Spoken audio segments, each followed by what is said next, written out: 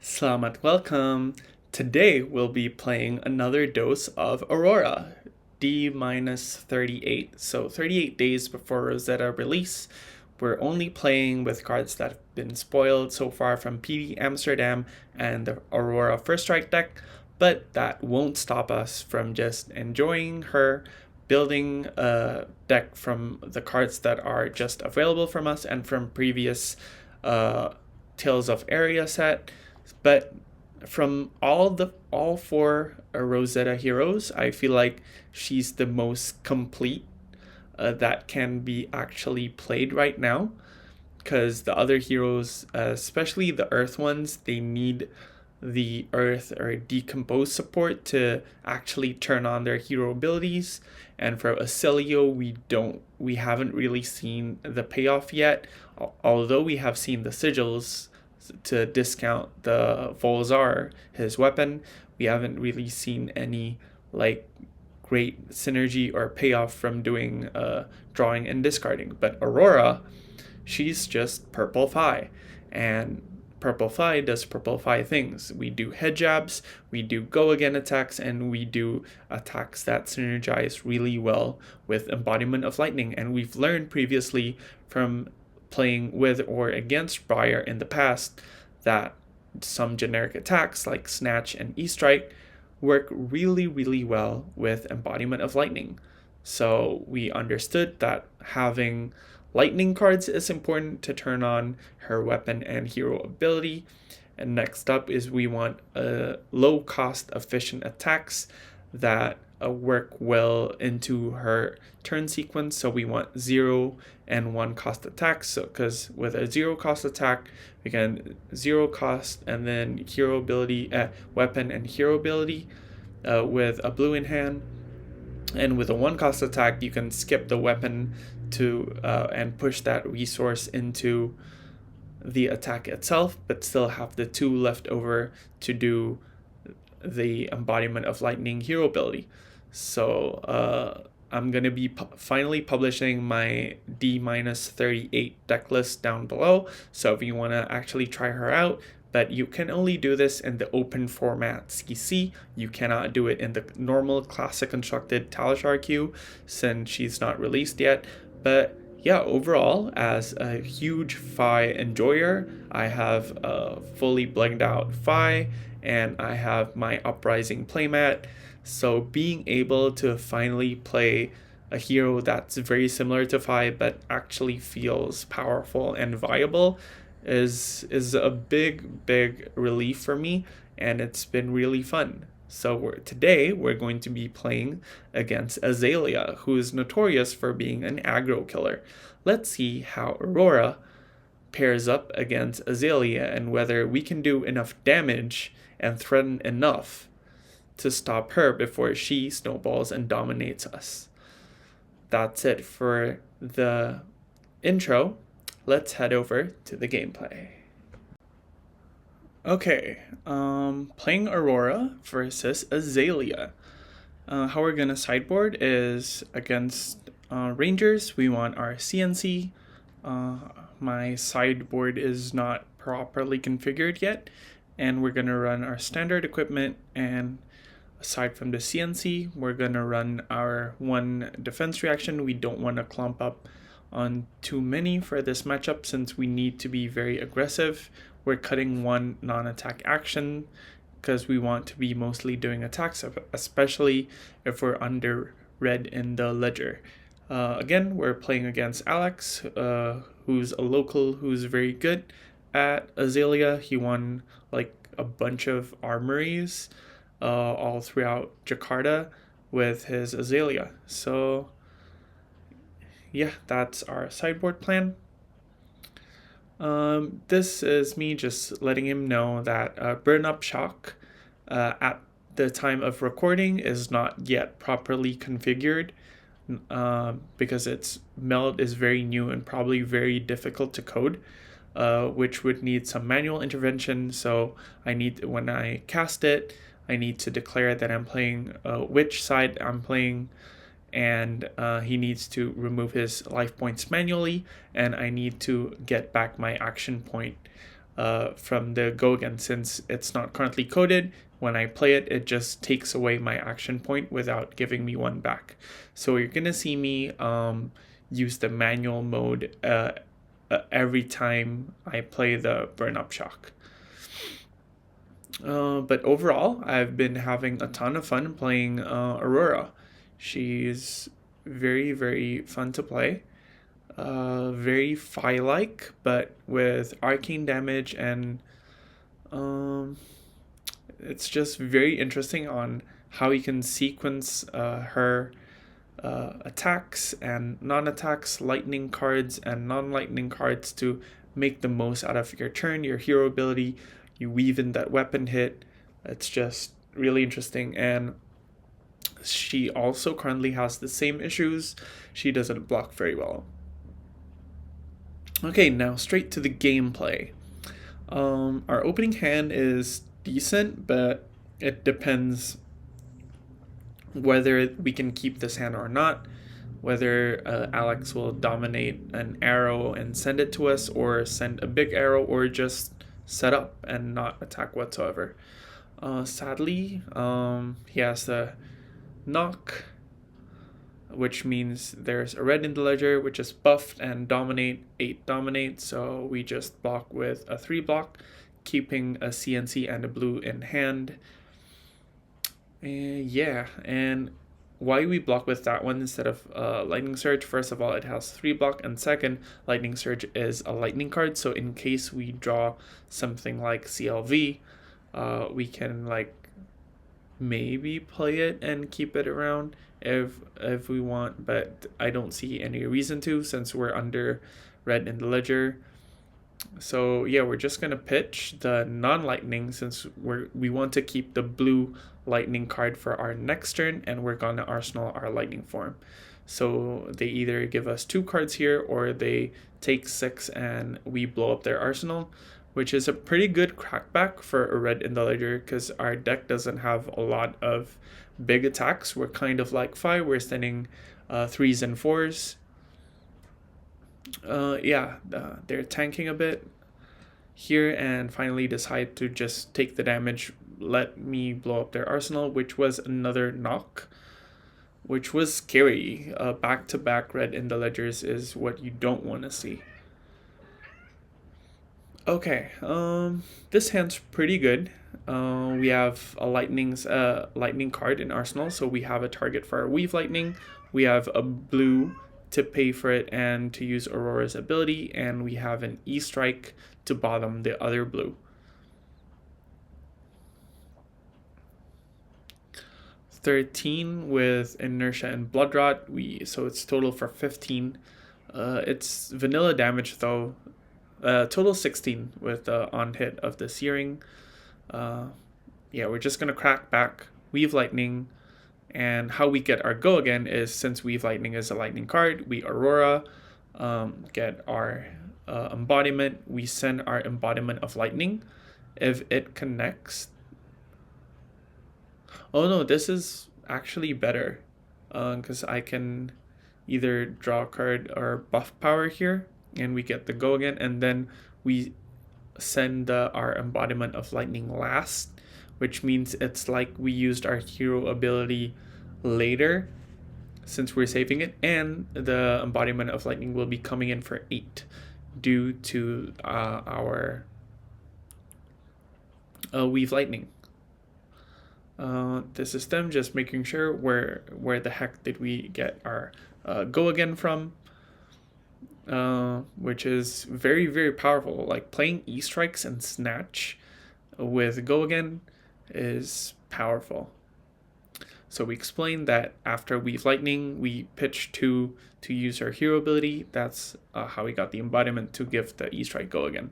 Yeah, I like this line better instead of sending the embodiment first, which after that we definitely want to be playing our E-strike, which means we're going to consume it, and that means we won't have, there's no chance we're going to have an embodiment for next turn, although we can choose the go again will be wasted since there's nothing left to do unless we choose draw card. But if we draw into like a 1 cost, it's such a waste. This sequence of doing it this way and giving the go again to the E-Strike first is much better. See, we're rewarded by having an embodiment. So good job, past idea. Your line was better. This is Sleep Dart. So we know we won't be using our ability, but our hand doesn't have a blue anyway to pay for the ability. So I feel like we can just block this with a 3-block, play E-Strike, bottom, Lightning Surge, choose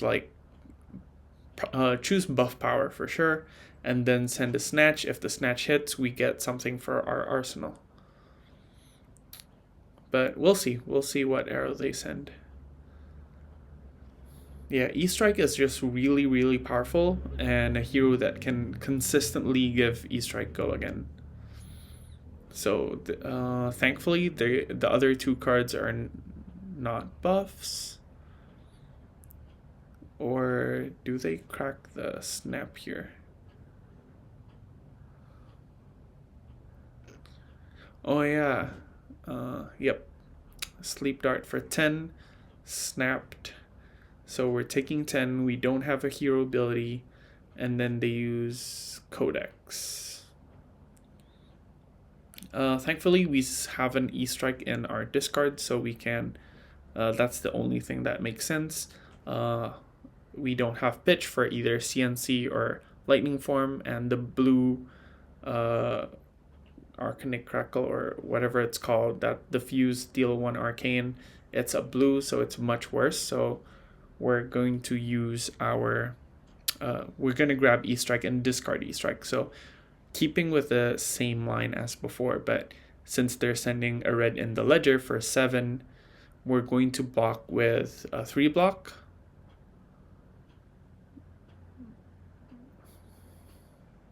Oh yeah, I should not have discarded the E-Strike. I should discard one of my 2 blocks.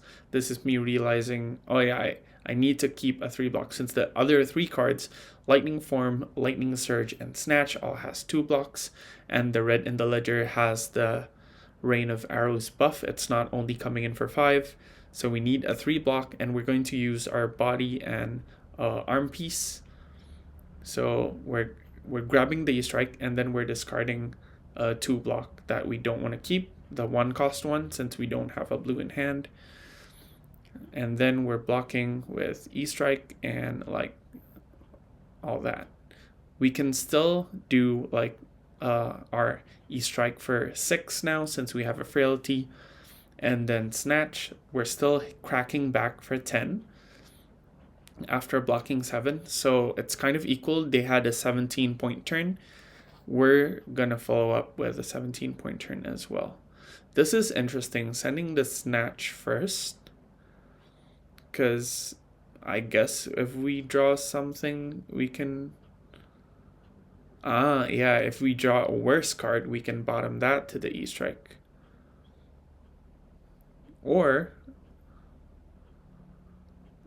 yeah, we can do this and then snaps. Since we still have our snaps, we can do this for tempo. So we're coming in for 4/4 and then 6. Yeah. Sadly, Aurora is not Zen, so blind drawing something to put to Arsenal is not as good, because you're most of the time you don't really want to play out your blues. She's more Fi-like. You want to play your reds, pitch your blues, instead of Zen, who gets rewarded for playing blues. So yeah, we're going to choose buff power. So in the end, our turn was 4, 4, and 6, so a 14-point turn. Not bad. Yeah, we take the life lead, but they have a full hand.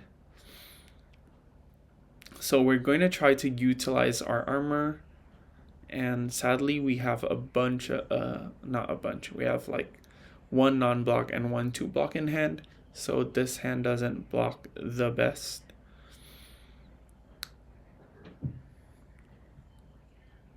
We can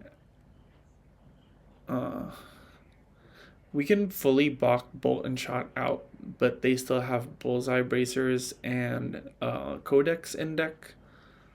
So I'm not sure how much I like this.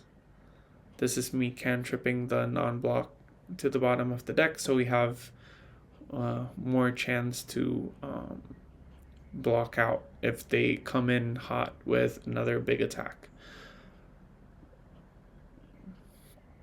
And they still had their AB, so there was no incentive for me to keep the CLV plus burn up shock, since it was risky. If they still had their Bullseye, they could pay for the Arcane Barrier and our CLV just dies for no value. Okay, we fully block out, and then we just pass back, hoping that their hand's not very good. Our hand is pretty decent though. We have a bunch of good one card plays in Snatch or Lightning Surge.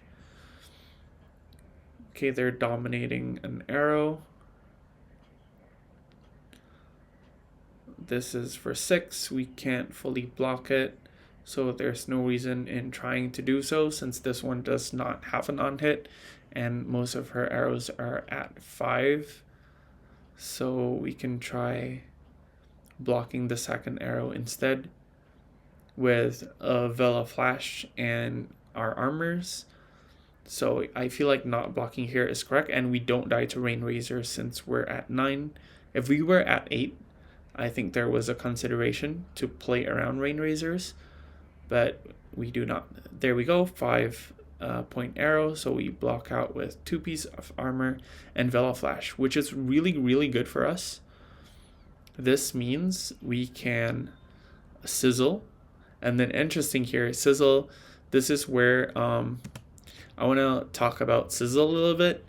People were like, oh, it's just worse Weave Lightning. You don't have the bonus go again from fusing. This is where Sizzle is better. Sizzle says it buffs your next lightning or elemental attack, which means it can buff your weapon, where Weave Lightning could not. Weave Lightning only buffs attack elemental or lightning attack action cards. So Sizzle here, since we have an extra card, since we were not forced to block.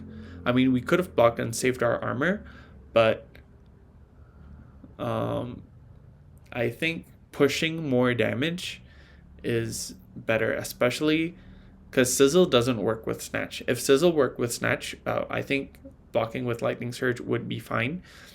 But since Sizzle does not work with Snatch, we need something to work with it.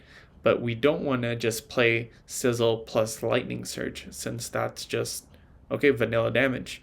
But if we can play Sizzle, and then this is where it comes in, we swing with our Starfall. Since we already played a Lightning card, which means the Starfall gets the buff and gets go again. So we pitch our Lightning Surge to push our Starfall. The Starfall has base 1, it gets +1 and go again if you played Lightning, so it's 2. The Sizzle gives it +3. So we're swinging for 5 go again, and we're following it up with a Snatch, which when hit, we get to draw a card and keep something from for our arsenal for our next turn, which is great. And their Tunic is at 2, which means they're less likely to want to throw it out to fully block out a Snatch, since they want the free resource for their Death Dealer, right? So yeah, this is very interesting, and why Sizzle is really good. So we're Starfalling and Snatching. This Starfall demands at least 1 card, because it's swinging for 5 and they're at 4. They don't need to play around our attack reactions here. We have our Lightning Presses, but Lightning Press cannot affect weapons, so they don't have to play around it whatsoever. They take 2 here down to 2, and then they need to give us another card for the Snatch. Okay, they're giving 2 cards, which is great since Snatch is just death. I mean, they could if they have super big balls, they can just block with Tunic and keep everything. Because if they block with New Horizons, we blow up their arsenal. If they block with any of their cards, it's one less card that they're sending at us. So since they fully block the 5 with no on hit on Starfall, our Snatch is way more likely to hit here. Yeah, so far I've been really enjoying Aurora. It's like the sequencing puzzle, like how you play Fi, is just really interesting. Here, instead of giving us their Tunic or their New Horizon, they decide to just give us their hand, which means their arrow is most likely an arsenal, an arrow or a Codex of Frailty.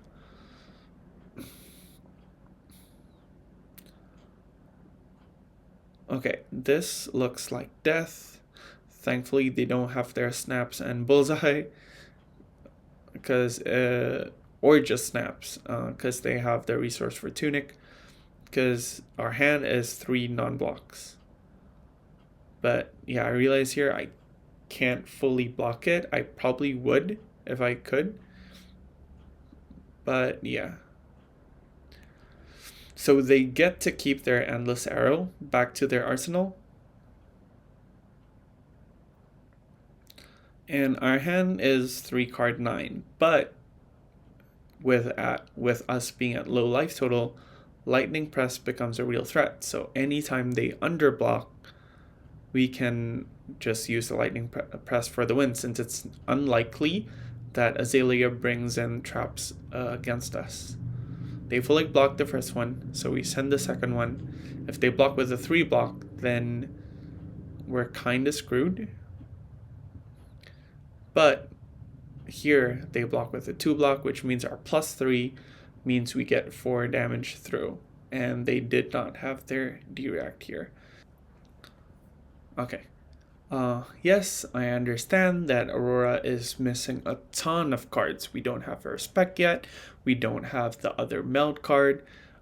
We basically know nothing of the main set right now. All the spoilers so far mainly has been focused on the expansion slot, other than the initial spoiler at PT Amsterdam and the bunch of spoilers for from this week was focused on the sigils, which was either more of a limited thing and an Azalea thing. So from what I discern, not really anything for Aurora there, but just playing her deck and seeing how the new cards interact with the old cards and finding cute little sequences that you can do with her hero ability and her weapon is something that I enjoy.